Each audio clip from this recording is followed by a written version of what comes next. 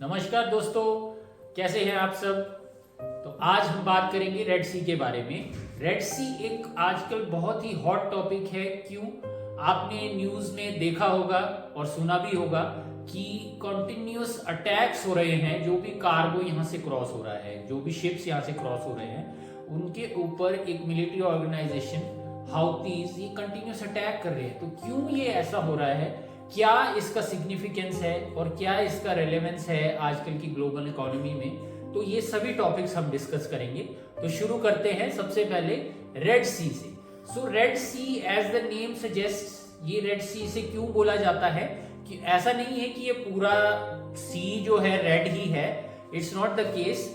एक इसमें एक रेडिश टिंज आता है जो एक साइनोबैक्टीरिया है जिसका नाम है ट्राइकोडेस्मियम एरिथ्रियम, जिसकी वजह से इसे एक रेडिश टिंज आता है।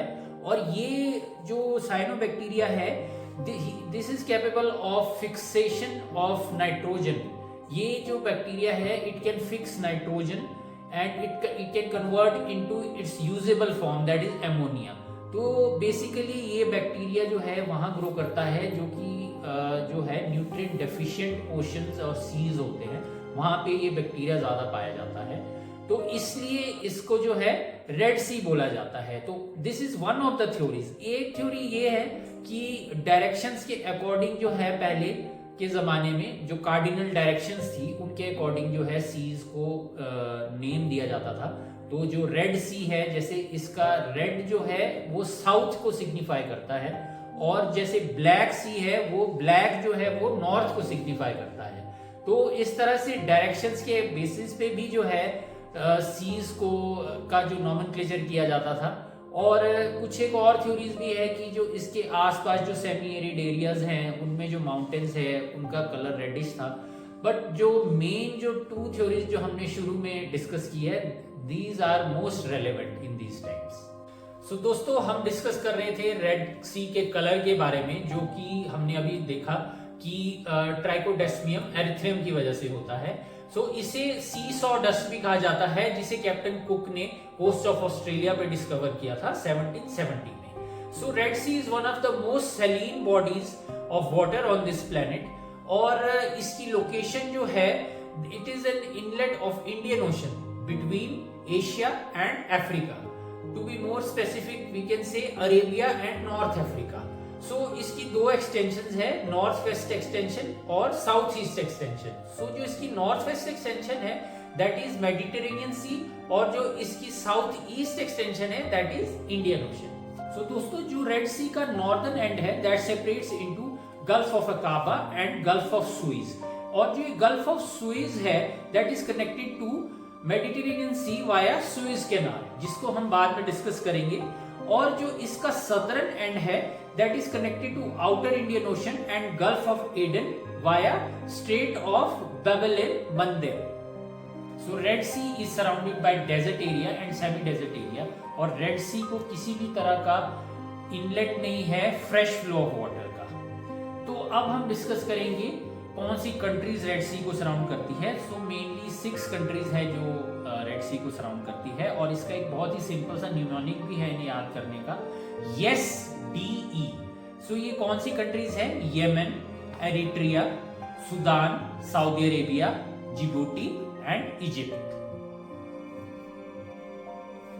तो दोस्तों, अब हम बात करेंगे रेड सी के मिनरल डिपॉजिट्स और रेड सी में जो मैरीन लाइफ है उसके बारे में। तो रेड सी में जो है डिफरेंट टाइप के जो डिपॉजिट्स पाए जाते हैं। इसमें से सबसे इंपॉर्टेंट है पेट्रोलियम डिपॉजिट्स, और जो अदर मिनरल डिपॉजिट्स है जैसे जिप्सम, डोलोमाइट, और बहुत ही डिफरेंट टाइप्स की जो मिनरल्स और भी है इसमें पाए जाते हैं। और अगर हम इसकी मैरीन लाइफ के बारे में बात करें तो इसमें sea turtle, dugong and dolphins जो है ये सभी मैरीन लाइफ जो है इसमें पाई जाती है। तो इस तरह से आप देख सकते हैं कि रेड सी जो है कितना इंपॉर्टेंट सोर्स है पेट्रोलियम डिपॉजिट्स का, मिनरल्स का और मरीन लाइफ का। और अगर किसी भी तरह से इस रेड सी को डैमेज पहुंचता है या किसी भी तरह से एनवायरमेंटली या किसी भी तरह का मिलिट्री अटैक यहाँ पे होता है, तो कितना ज्यादा ये मरीन लाइफ को अफेक्ट करेगा। और जो और भी यहाँ पे जो और रिसोर्सेज है उसको भी अफेक्ट करेगा। तो अब हम इसके रिलेशन में बात करेंगे सुइज कैनाल की, जो कि मेडिटेरेनियन सी को और रेड सी को कनेक्ट करता है। तो सुइज कैनाल क्यों इतना इंपॉर्टेंट है? क्योंकि ये जो लिंक कर रहा है मेडिटेरेनियन सी और रेड सी को, ये एक बहुत ही शॉर्टकट है। और अगर शिप्स को सारा अपना कार्गो लेके अगर एक लंबे रूट से जाना पड़े तो वो केप ऑफ गुड होप से जाना पड़ता है, और वो रास्ता जो है बहुत ही लंबा है। तो the shortest route from Africa and Asia to Europe is through Suez Canal. तो सुइज कैनाल क्या है? ये इजिप्ट में लोकेटेड है और इसकी लेंथ जो है 193 किलोमीटर्स है, और ये एक तरह का आर्टिफिशियल सी वाटर वे है। और इसकी जो कंस्ट्रक्शन है वो 1859 में शुरू हुई थी, जो कि 1869 में जाके खत्म हुई थी, जो ये फंक्शनल हुआ था। तो ये तब से ही बहुत ही इंपॉर्टेंट लिंक है सभी ट्रेडर्स के लिए, क्योंकि एक जैसे हमने पहले भी डिस्कस किया कि this is the shortest route from Europe to Asia.